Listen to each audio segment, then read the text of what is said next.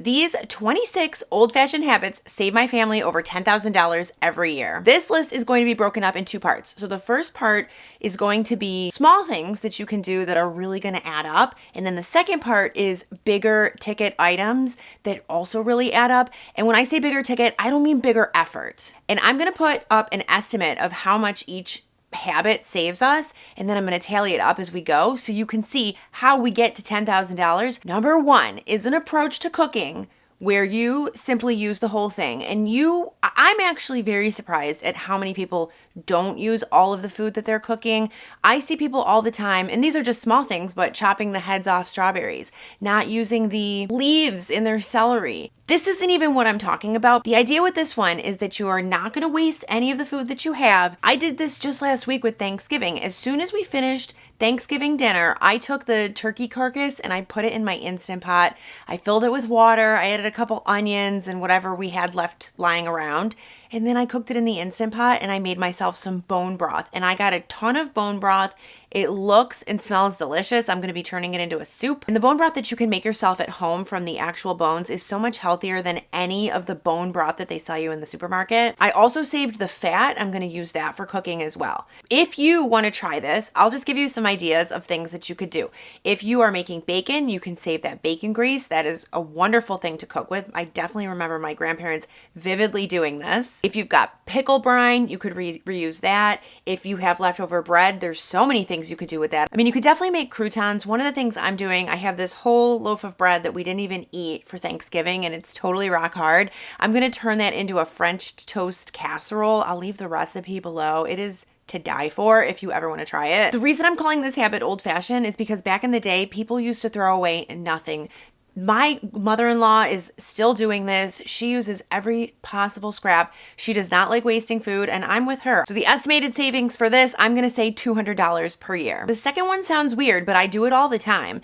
And actually, there are some good pantry challenges on the internet right now if you want to try this. But what I'm going to call this one is making clean out soup. All you're going to do is you are going to look in your refrigerator, look in your freezer, see what you've got, and you're going to make a soup out of it. There are no ingredients that could make your soup taste bad. I'm telling you. All you need to do, put some olive oil in a big pot, start frying up some veggies, onions, celery, whatever veggies you have, honestly. Saute those up, add your broth, add your potatoes, rice, whatever you want. Let it simmer all day and it's going to be delicious no matter what you put in it. I've done this so many times, and a lot of times I will make these super delicious soups and then I can never recreate them because I was just throwing whatever I could find into them. I am also going to estimate that this saves about $200 per year. This next one, we do this one more than weekly, but I would say if you could at least do this every week is to have a leftover night. Sometimes people don't like to eat leftovers, and I think if you could just have one night a week where you're just dedicated to clearing out all of those leftovers, because what happens with leftovers, this is what I find. You end up making this dish and then you eat the leftovers for a couple of days and then there's just a tiny bit and everyone's sick of it and no one wants to eat it. So you throw that tiny bit away every week. And it really adds up. So if you can, just say to yourself, okay, today's the day we're going to tackle these leftovers and eat them all. This way, nothing spoils. You're not throwing it away. You're not going out to eat.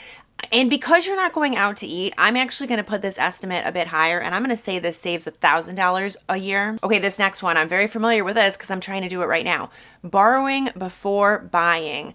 I vividly remember being a kid and how many things people would come over to borrow from us, and in turn, we would borrow it from them. I was walking along in my neighborhood the other day and I saw this sign, and it was essentially a library for tools for people who live in the neighborhood, and you could just sign up, you could go online, and you can borrow some tools. Also, my neighborhood hardware store rents tools, which I think is an amazing idea. I'm thinking of putting a runner on my stairs, and I need a staple gun, and I'm desperately trying not to buy one, so I couldn't find one at the hardware store to rent. Now I'm going to try that library that I mentioned. Borrowing or renting saves you the money because number one, you don't have to buy a tool that you're only going to use once, and so you're saving money there, but then it's also saving you don't have all this clutter lying around. So I will say for this, $150 per year is the savings. Habit number 5 is keeping a little box of screws, buttons, tiny little things that you just keep it in a jar and keep it for things that you may need. I can't tell you how many times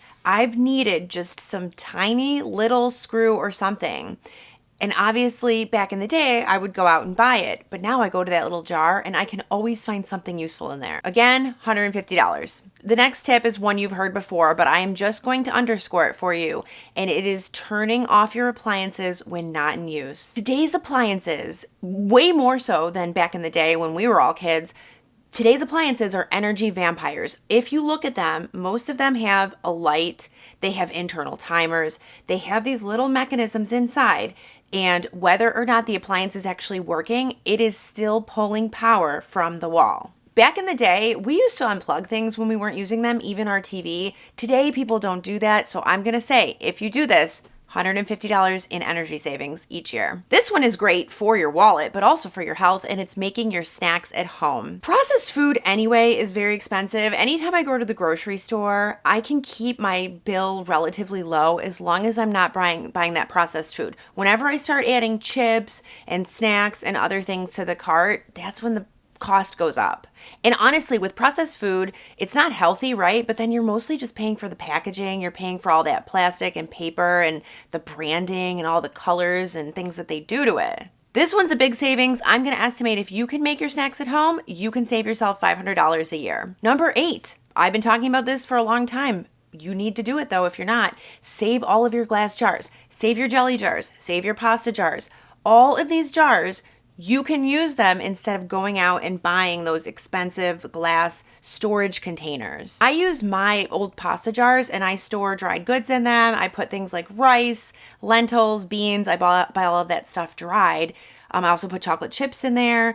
Anytime I have jelly jars, we use them for drinking, but then I'll also use them if I make homemade dressing or sauces. I'll stick them in there. I'm gonna say $50 a year. That might be low, but that's the estimate I'll give. This next one is a lifestyle for me, and I've been doing this for a long time. And what I do is when I have a product that is about empty, I cut it open so I can get the last bit. And you may be thinking, gosh, that's very dramatic to cut your thing open just for a couple uses. It gets me at least a month of use. In particular, lotions and things like that, especially the ones that have the pump, it just doesn't all come out. You cannot get the last bit of product out unless you cut the top off, and then I store it in a plastic bag, and that kind of keeps it from drying out. I have this one sunblock in particular that I love. Every time the pump stops working, if I threw it away, I would miss out on at least 6 more weeks of sunblock use. I'm gonna say $50, this will save you a year. I actually think it's more, but let's be a little conservative. Also, using paper towels and single-use paper products conservatively, these are expensive again, but they're also wasteful, right? So if you're just buying these paper towels and these napkins and using them, I'm a big fan of reusable paper towels, sticking them in the washing machine. I'm a big fan of cloth napkins. Anything I can do to not only reduce the waste, but also reduce the cost, it's going to be a huge savings. I very much grew up in a paper towel friendly household. And so my whole life I was using paper towels. And of course I was buying Bounty paper towels because if you're going to buy paper towels, you want the paper towels that are actually thick and that do their job. I was watching Shark Tank and one of the products that they were debuting was this thing called Bambooies. And it was a bamboo reusable paper towel. And it came on a roll. It looked like a paper towel and you use them, put them in the washing machine. I bought one roll and I was instantly sold. I loved it. I know a lot of you have said that you don't think you would like it, but I think if you start with those bamboo towels, I'll link them. They do still have them on Amazon. I'm going to estimate $100 of savings per year for this one. If you enjoy content that helps you simplify your home and your life, you're in the right place. Click the subscribe button below. Number 11, I've been talking about, but you know what? People used to do this back in the day. It's a very old-fashioned habit. My grandmother used to do it, and I always thought, gosh, why is she doing that? You could just go out and buy it. But she knew better. It was making your own cleaners. Back in the day, they didn't have a cleaner for everything that they do now. You know, back then, they just had a couple of cleaners and a couple different products. Now you walk down that cleaning aisle, and they have a cleaner for every possible scenario that you could ever encounter in your life. I'm here to burst that bubble though, because you really don't need it. You can make your own cleaners. You can make your all-purpose cleaner. You can make a bathroom cleaner. I'll link a video I did many years ago. It's a little bit embarrassing, but I'll link it anyway because it has some good recipes in there and you can make everything yourself. This, I'm gonna say $200 in savings. Another old-fashioned habit is shopping in person. And the reason why I think that this works really well is I think a lot of us buy things online and then we don't return them. It's not easy sometimes. I mean, Amazon makes it easy, but it's not always easy to get to the place where you need to get your return done. And then you end up missing the window and the deadline and you're stuck with it. I mean, on the one hand, I don't like to go drive around and find hard to find things. So if there's something that I know I need and it's hard to find, I will just order it online. But if I can get it myself or in person or even shipping it to the store, I will do that, because this way I can see the item, maybe I can try it on if it's a piece of clothing, and then I'll know that I actually like it and want it. For some reason, whenever I buy clothing in person, I always like it better. And I think it's because I've been able to try it on and see it. Whereas when I buy it online and then I get home, I kind of like it, but you know what? If I was in the store, I probably wouldn't have bought it. I'm gonna say $150 a year, maybe more, but that's what I'll estimate. Number 13, not buying all the kitchen gadgets. Obviously, I talk about this all the time, but in this home, we have a rule. We do not buy any single-use items. So if there is a product and it only is for one use or one purpose, we don't buy it, we don't have it. These would be things like a mandolin, although I know a lot of you like these, a garlic press,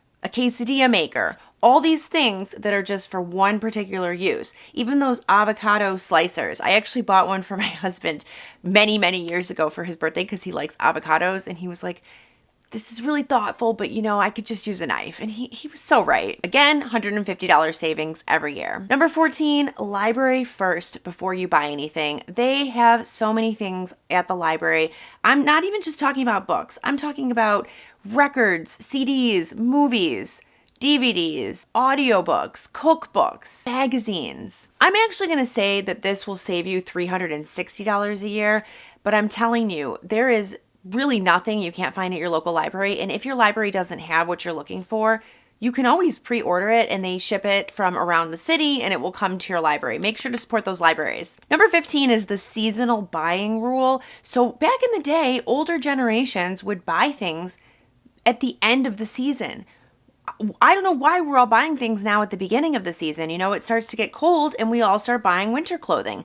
Back in the day, winter would be wrapping up and that's when you get your winter clothing. So get your winter coats in March, get your bathing suits in September. This can save you $250. I am certain of it. There are so many good sales at the end of the season. The next habit is to use things until they completely wear out. I actually have this strange pride that I have when I use an appliance until the end. And I have so many appliances that are decades old. They're on their last legs, but I'm still using them. I still feel good about them. I'm going to estimate $150 for this one. And then number 17, kind of related, fix things before you replace them. I have this hand mixer that I got from my aunt for an engagement gift. And about 12 years ago, the mixer broke. And so it was only about 12 years old at the time. And I was really upset that it broke. And so I found the one YouTube tutorial that they had on how to fix this mixer. And essentially, I opened up the mixer and I fixed it with a rubber band.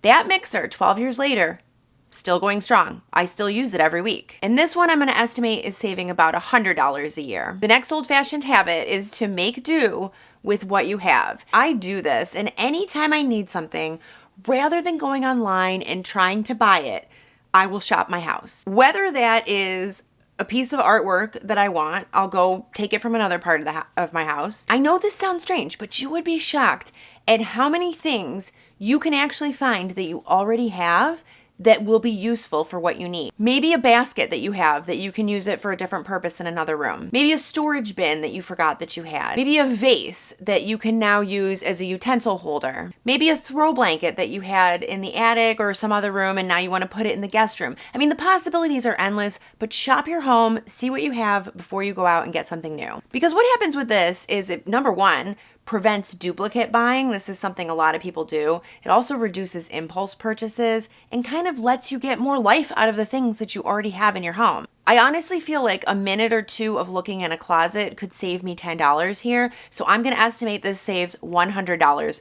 each year. The next is to buy for value on everyday small things. So I'm talking maybe kitchen tools, shoes, the basics. This is not the same as buying cheap. This is actually the opposite. Buying for value to me means that you are going to be looking for items that will last, stay functional for longer, and perform better so that you aren't replacing it every year. I find this particularly relevant when it comes to shoes and clothing and bags, because when you do this, then you end up having to buy fewer things and you then have more space in your home and you spend less money. This one, again, I will say $100 a year. The next habit is one that I do all the time. I know a lot of you do it as well. I love it.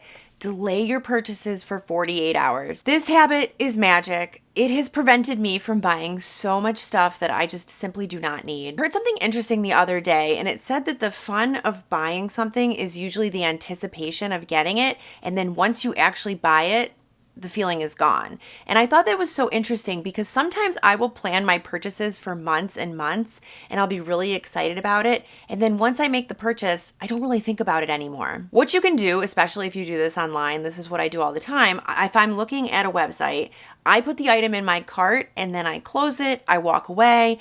If in 2 days I still want it, that's fine, but I'm not going to go back to it until 2 days have gone by. And make sure you delete that tab. Don't save it. And I saw this stat the other day, and it said that after 48 hours, 70 to 80% of people decide that they no longer want that item anyway. So again, this could save you, in my opinion, $200 every year. Okay, let's get on to the larger habits that create huge long-term savings. And again, these are not more effort.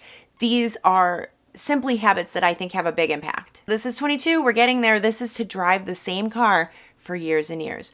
Cars lose, you know this, they lose value the second you drive them off the lot. But then there's also depreciation. You have to pay, interest, taxes, insurance. The cheapest car is the car that you already own. I'm telling you, if you have your car for years and years, you've got a nice, safe, reliable car. If you keep it for 8, 9, 10, 12, longer, instead of upgrading every few years, you are going to save thousands and thousands of dollars, not only in car payments and the total cost of the car, but also in insurance and fees and all of those things. I'm going to tell you, we have a car that is a 2004 Honda Fit. And guess what? We drive it every day. Now, granted, I live in Washington, D.C.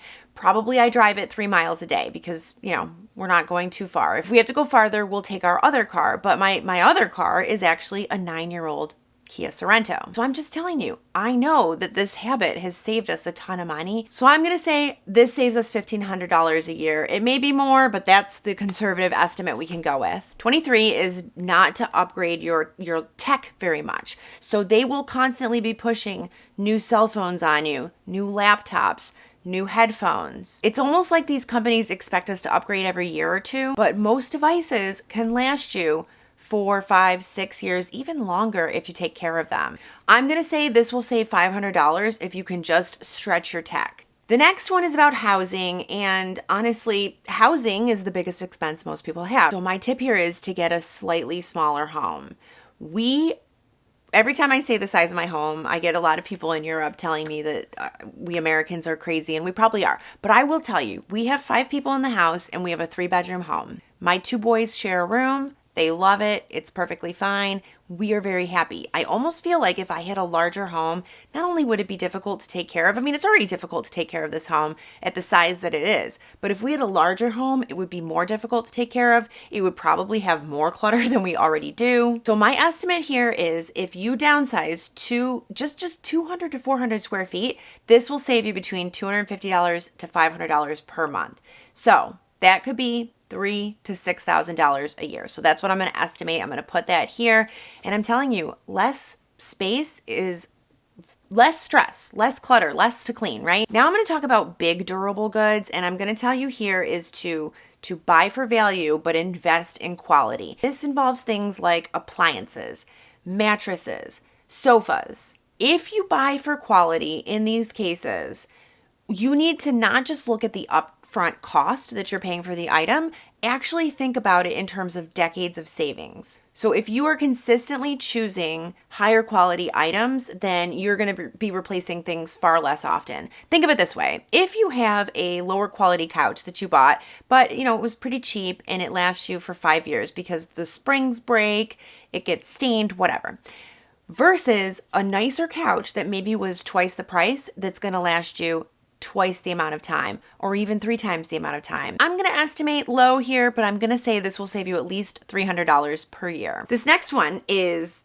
huge to me and often overlooked, but I think it's very important. Now, I know there are a lot of circumstances where you can't do this one, but my advice is here, and this is an old-fashioned tip because this is what people used to do: live near your work. If you are commuting, not only is it a huge cost in terms of time, you're spending all of your time in your car or on a train or something like that, but then you also have to think about commuting costs and gas prices, wear and tear on your car, time stuck in traffic. Maybe you need a whole new car because of it. If you can live close to work, or if you are lucky enough to be able to work from home for a few days a week, that is great as well. This really frees up not only a ton of your time, but it's also going to save you a lot of money. And a lot of times people move out and away from their jobs because they want a bigger home.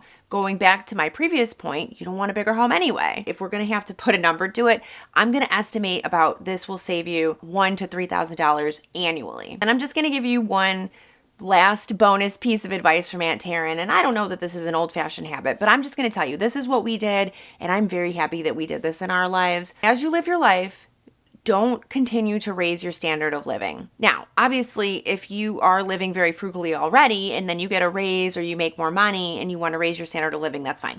Get your standard of living to a place where you are comfortable and then stop raising it. Don't get the bigger house. Don't go on the fancier trips. Don't buy the fancier cars. Don't fly first class. All those things. I think that the biggest problem that people have is they're online, they're seeing social media, they're seeing their friends and their neighbors doing all these fancy things, and then they're thinking, I need to do that as well. Back in the day, it wasn't like that. You could not see what famous celebrities were doing. You couldn't see what others were doing. You really only had your neighbors to compare yourself to and your friends, but now you're comparing yourself to the whole world. It doesn't feel good. Don't fall into the trap of trying to live like that. It's not real. A lot of this is done for show. You want to live comfortably and you want to stay at that comfortable level, and that's the key to wealth. That's the key to being comfortable in life. Because once you start adjusting your standard of living and try to meet this higher bar, you're not going to be happier. You're just going to be broke. So that's my advice. Don't raise your standard of living beyond whatever your level of comfort needs to be. And don't look at people who are. Don't try to keep up with them. It's not worth it. It's not realistic. And it's truly not going to bring any happiness. Okay, that's my last piece of advice. That was actually 27 pieces of advice. But you know what? I think all of these tips, there's some great ones in here. You can kind of pick and choose to see if any could work for you. I kind of do all of them. And I really do think that this saves us a lot of money year over year. If you have any tips that you'd like to share, I'd love to hear from you in the comments below. Maybe you've got some good tips from your parents or your grandparents. Well, thank you so much for watching. And if you want to keep watching, as always, I will link a playlist up here. Don't forget to subscribe, and I'll see you in the next video. Bye-bye.